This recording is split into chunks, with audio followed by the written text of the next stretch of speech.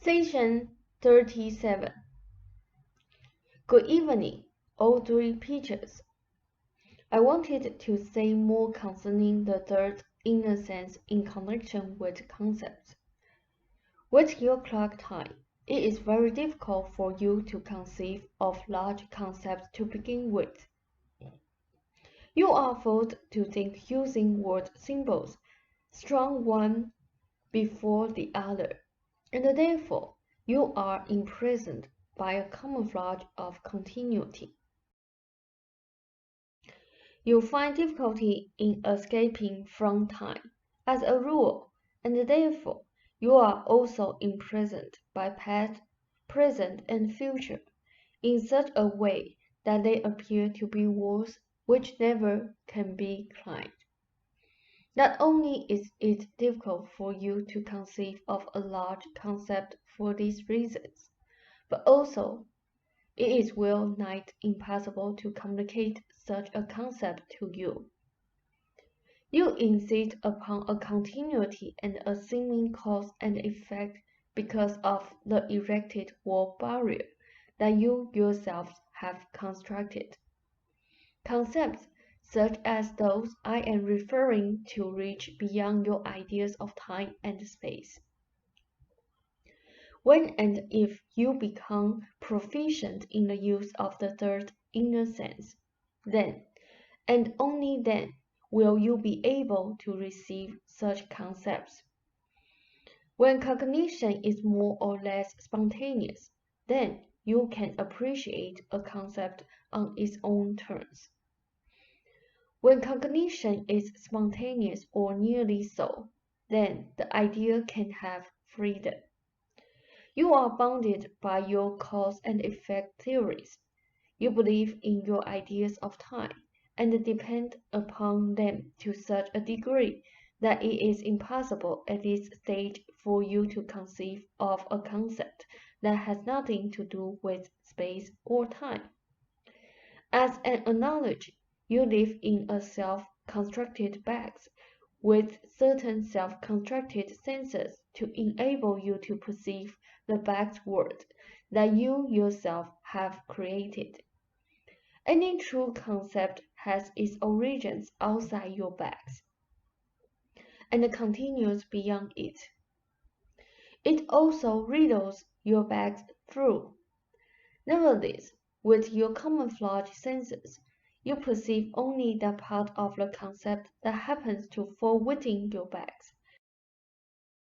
And even then, you receive and interpret such a concept with your outer senses, and therefore distort it out of all recognition.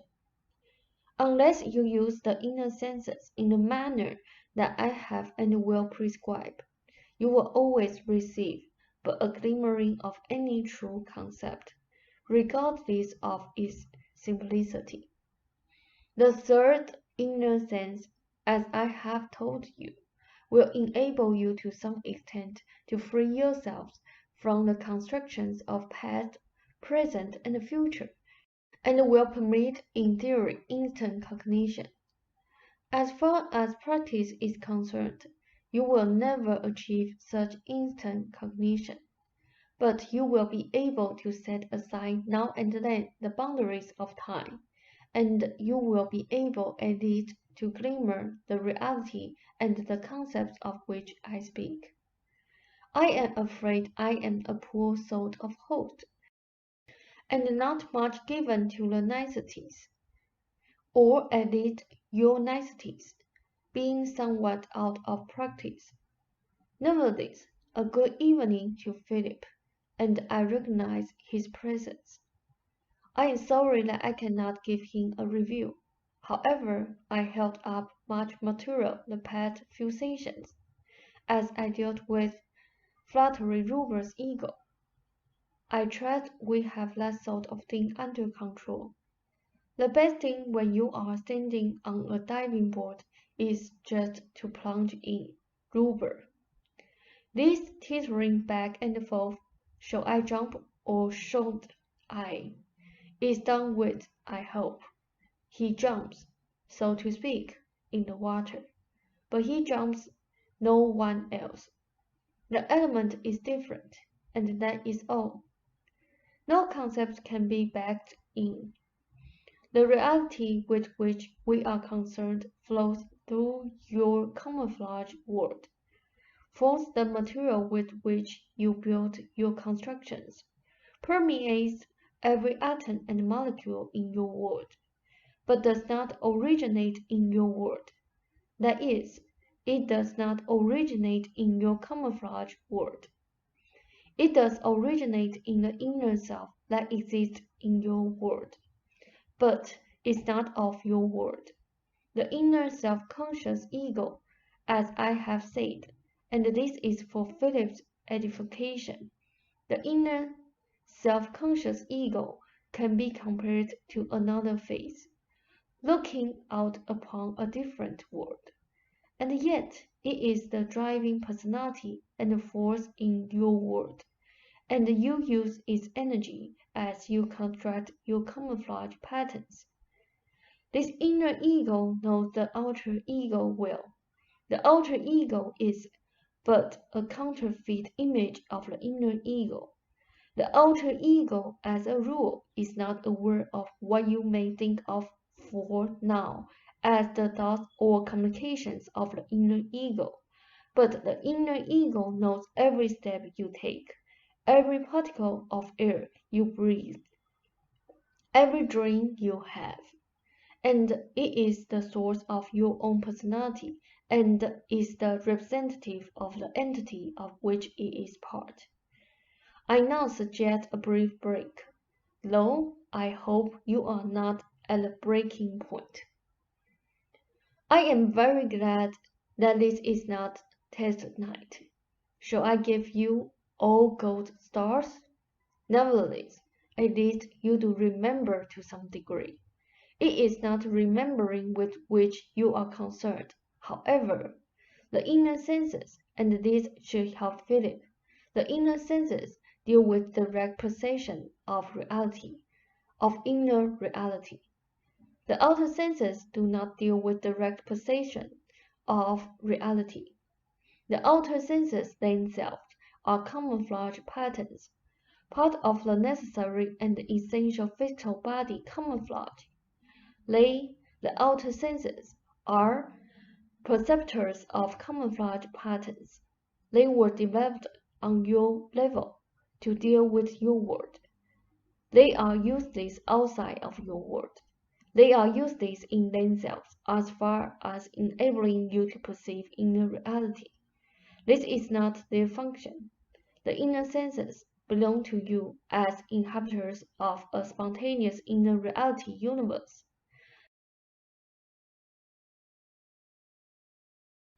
They, the inner senses, are yours regardless of the particular camouflage plane you might inhabit at any given instance. Only by using the inner senses can you perceive, while on your plane, the inner reality of which it is part. I have mentioned earlier the peculiar problems of your scientists as with tools and instruments they attempt to reduce reality to their terms. Any instruments made on your plane are like your outer senses, constructed to perceive camouflage patterns. The instruments of the scientist and the outer senses themselves are camouflage patterns and cannot, and never will, dissect themselves. Ideas and use of the inner senses can form a shaft of understanding through camouflage pattern, by which you will receive a dismally small burst of light. But even that is extremely important. All this preliminary chit-chat is necessary. I am afraid, while you still deal with words, I must work with words, strong one before the other, most unfortunate. The fact remains that the inner senses are equipped to let you perceive inner reality. You can use them, and for Philip's information, the evidence of inner senses is immediate. and vivid and direct, much more vivid, Philip. Then, for example, your camouflage experience of the color red. Everyone sees red differently. There is no absolute objective red, but only gradations of the idea red. You do not even perceive camouflage reality with your outer senses with any dependability. Telepathy, which belongs to the inner senses, is used constantly. Without it, your languages would be meaningless. The inner senses, Philip, experience direct data instantaneously.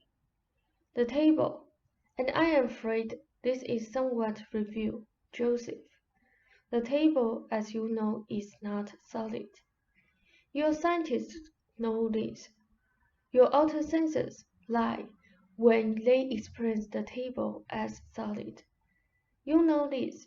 The inner senses are not so deceived, and never have been. The inner senses experience directly the reality of which your matter is composed. I went into the connection between the third inner sense and the concept for a reason, and this will now be an introduction into the fourth inner sense. And I am appalled. Getting this through Rupert's subconscious should be quite a trick. The fourth inner sense is the conceptual sense. Now, you think of a concept in terms of an idea, which you can only understand in intellectual terms. However, the fourth inner sense involves again direct cognition, only now of a concept in much more than you would call intellectual terms. It involves experiencing a concept completely, to the extent of being a concept completely, and already I hear shouts of dissent. No, you do not leave what you are pleased to call yourself behind. You merely change what you are into a different pattern. Concepts have what we will term for now electrical and chemical composition. Nothing exists in any universe or on any plane that does not have form of one sort or another. You may not be able to perceive the form, but it always exists. The direct experience of a concept, therefore, involves the transformation of one pattern into another. The consciousness that directs this transformation knows what it is doing. The molecules and the ions change into the concept, which is thereby directly experienced. I will continue on this matter after you take a brief break, and again, save the pieces. We may need them later. This is an elegant little discussion, and I enjoy listening in. I would suggest whenever it is possible that Philip read the material from the beginning. You are always receiving data from the inner senses. It is sifted through the subconscious, and when you receive it directly, or more or less directly for the first time, it can be frightening merely because of the unfamiliarity, and because of the unusual vividness. This is why I have said that the inner senses present their own evidence. Now, returning to the inner conceptual sense, you cannot truly understand or appreciate any other thing unless you can become that thing. This is definite. Otherwise, you only receive an approximation and a distortion. Your outside egos are constructed to enable you to deal with the camouflage world. It necessary also narrows your concentration and your understanding. During your existence, you are focused. you are stuck to, you are placed and centered in, your physical universe by the outside ego. It acknowledges your manipulation of camouflage material. You cannot displace it completely, except at your own peril. Nevertheless, you can learn to trick it. You can learn to cease focusing now and then, and let the inner senses look out through the ego's eyes. And you miss the point often, in that such trickery of the outside ego benefits the outside ego, and brings knowledge to it that it would not have otherwise. Philip earlier mentioned hypnosis. Existence on your plane or any other plane is merely self-hypnosis. As far as an analogy is concerned, this one is very nearly perfect. Your existence and mine, for that matter, on any particular level is predetermined by complete concentration or focus of inner selves upon the particular universe in question. And your camouflage patterns can most aptly be compared to the hallucinatory effects created by the hypnotist upon his subject. Only in this case, the hallucinatory effects are actual constructions upon the plane in question, and involve problems that must be worked out. The hallucinations appear more or less consistent merely because everyone on that particular level is under the effects of self-hypnosis, and because they have already constructed hallucinatory senses, the outer senses, in order to perceive the hallucinatory world that they have created.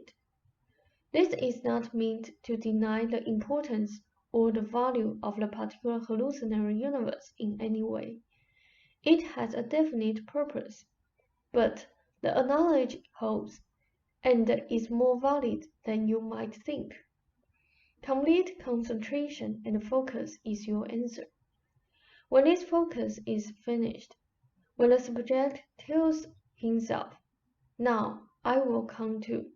Now I have solved the problems that I set out to solve," then what happens is the withdrawal of the self from the plane.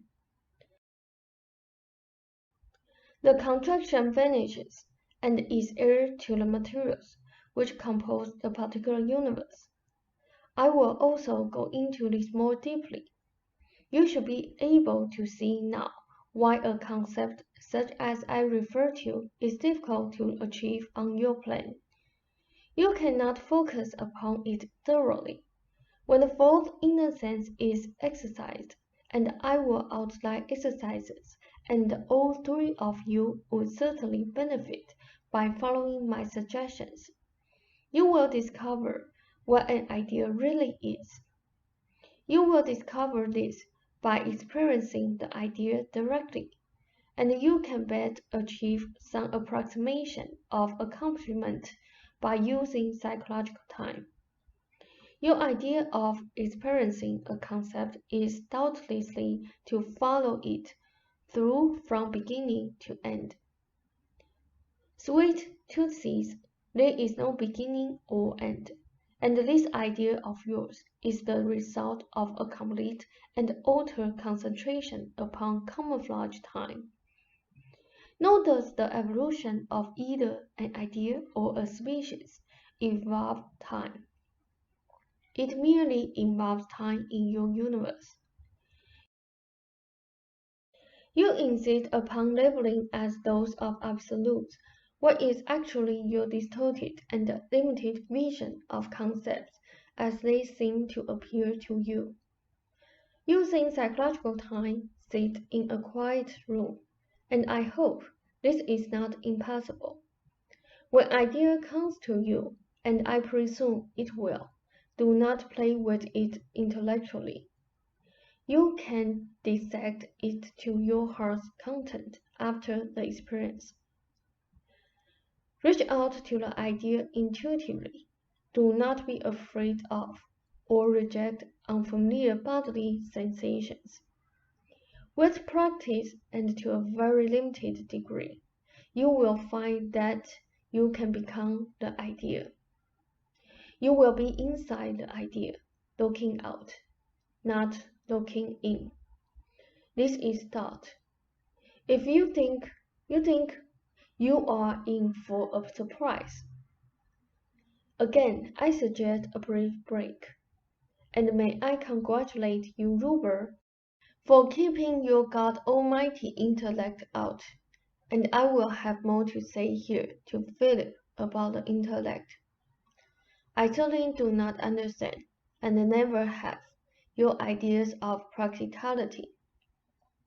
Your misconceptions along this line are serious, and are caused to a large degree by your complete inability to look ahead, even in your own terms. Mankind thought that killing worked. It was the most practical solution, or so it seemed, to many problems. You know now that killing is not practical, since it is being brought home to you in a very practical manner, that in the long run, he who kills will not survive. There are many ramifications here. The wrong way, and I do not mean even wrong in the sense of sinful. The wrong way is never the practical way. Philip, the practical way is the only way. The inner senses try desperately to make their knowledge plain to the individual. It is communicated through what you call hunch or intuition. It represents actual knowledge of a definite and unerasable reality. The so-called practical solution to your problems, Philip, is hardly practical, and for many reasons. In the first place, having little respect for yourself. For following such a course, you would not even be able to put on the act which you contemplate. Your sense of falseness will immediately be picked up by your superiors. Many in the group to which you refer are not being consciously or unconsciously false to themselves. They simply know no better. In your dealings with these people, you would immediately find yourself in difficulty. The hypocrisy simply would not go deep enough. The so-called practical solution will find you out of the organization within 2 years. Is this practical? Your ideas of practicality are not mine. On the other hand, there will be men who will have the same sympathies as your own, and with whom you will make contact within the company, if you avoid these so-called practical solutions. By following the seemingly impractical, seemingly idealistic, foolish course, you will discover that it is the only practical course, and the only one which will even give you the material prizes that you would desire. 2 men in particular would distract you instantly if you changed course. Winning these 2 would take much of your energies, and in the end, my dear, misguided Philip would get you absolutely nowhere, because they will lose their influence. This is practical. One man you have known in a previous life. There was a debt involved which was paid off. There is no need now for you to humiliate yourself to seek his favor, as you have paid off in full your debt to him. There is also a man's wife who would intuitively know what you were up to. Such practicality doesn't seem very practical to me. Also, in the long run, your salesman's ability, which was partially developed in another life, would play you false under the circumstances which you contemplate. Drugs are definitely your field, but I tell you again that two men in particular within the company will be out of favor, and if you join their league, you will also be out within 2 years. Practicality is what works, if you will forgive the colloquialism. I will not attempt to tell you what to do. Make your own decision. But a man operates to capacity, and operates in a most practical manner within your own camouflage system when he is himself. The manipulation of camouflage material depends to a large degree upon the outside ego's confidence, and the outside ego's confidence is only strong when it follows the inner ego's pattern. You can for a while fake the sort of disbelieving belief required, but your ability to sell is based upon your own confidence as an integrated and principled personality. Practically, you would find your ability minimized, and do you speak to me about practicality? I suggest a brief break, and this time, Tootsies, I'll pick up the pieces. You may consult me when you wish. At this point, I will not give you definite names for 2 reasons. 1. The possibility of subconscious distortion on Rupert's part. This should vanish in time. And 2. Because of the direct effect upon you of such knowledge. You had best avoid such a course as you mentioned. For purely practical reasons, it would be disastrous and the results would be felt in all areas of your life. I hesitate to say much more along these lines. I have said that others in sympathy with your ideas will come into influence, and they will influence your head of state. They are personalities who are naturally equipped to understand if not to flatter, while having at the same time keen minds. These men will flatter your head of state through understanding, and this is important. You will ride with these men if you are true to your own instinct. The whole time involved for these men to come into influence may be 3 years. By 5 years, the thing will be finished in your favor and in theirs. If you do not want to wait this long, then investigate other drug companies. You are in no danger, however, as long as you pursue your present course, but you are in peril as soon as you change it. You will find that these loose predictions will come to pass.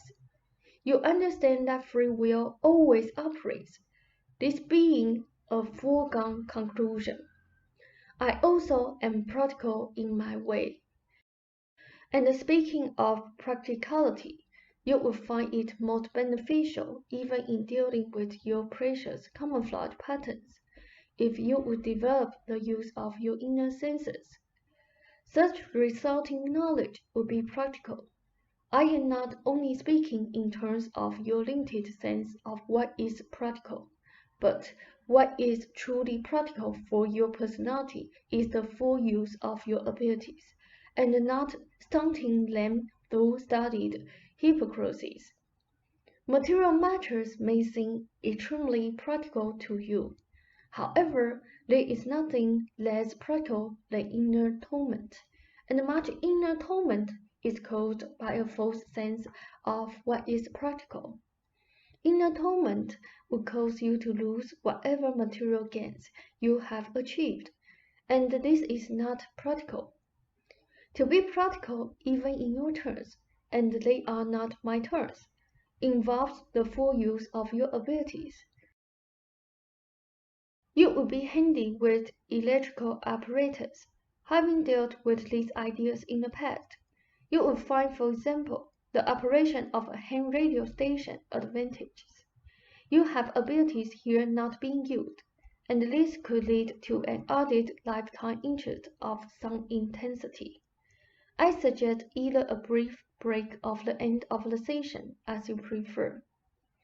Ralph said, "Well, we're all tired by now, Seth, so I guess we better end it."